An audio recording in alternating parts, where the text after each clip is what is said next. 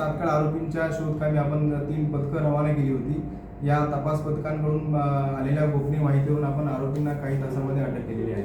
हे जे आरोपी आहेत त्यांचे काही मागचे काही गुन्हे रेकॉर्ड वगैरे नाही, यापूर्वीची गुन्हे अभिलेख नाहीये. एक आरोपी हा येरोडा सिद्धार्थ नगर येथे राहणार आहे आणि दुसरा आरोपी बकुरी गाव हवेली तालुका हवेली येथे राहणार आहे. त्यांचं गुन्हेगारी रेकॉर्ड अद्याप तरी उपलब्ध नाही.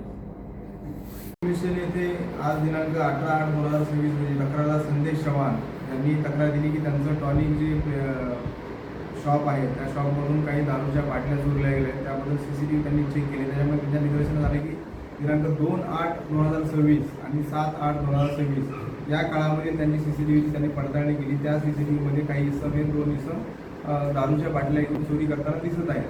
तर त्या अनुषंगाने त्यांनी आमच्याकडे तक्रार दिली. त्या तक्रारीच्या अनुषंगाने आम्ही CCTV पडताळणी केली आणि आमचे गोपनीय बातमीदार यामार्फत पूर्ण माहिती घेतली असता आमच्या पोलीस स्टेशनचे तपास पथकाचे अधिकारी किशोर बेरड, पोलीस अंमलदार बालाजी सोगे, गणेश पालवे, संदीप जायभे आणि मनाळकर आणि साईनाथ मस्के यांच्याकडून मग गोपनीय माहिती मिळाली की आरोपी या एका ठिकाणी येणार आहेत. त्याप्रमाणे आपल्या तपास पथकाने सापळा लावून त्यांना अटक केलेली आहे. त्यांच्याकडून आपण गुन्ह्यामध्ये जो चोरीस गेलेला मुद्देमाल आहे तो मुद्देमाल त्यांच्याकडून ताब्यात घेतलेला आहे. आरोपींकडे चौकशी केली असता आरोपींनी त्यांची नावं जी आहेत ती रोहन राम कांबळे राहणार बकुरी गाव हवेली आणि दुसरा आरोपी आहे अमित महादेव सीतापुरे राहणार सिद्धार्थ नगर येरोडा अशी नावं सांगितली असून आपण त्यांच्याकडून जो मुद्देमाल जप्त केलेला आहे तो 27,200 रुपयाचा जो दारूच्या बाटल्या आहेत त्या आपण त्यांच्याकडून पूर्ण जप्त केलेला आहे आणि या गुन्ह्यामध्ये आरोपींना अटक केलेली आहे.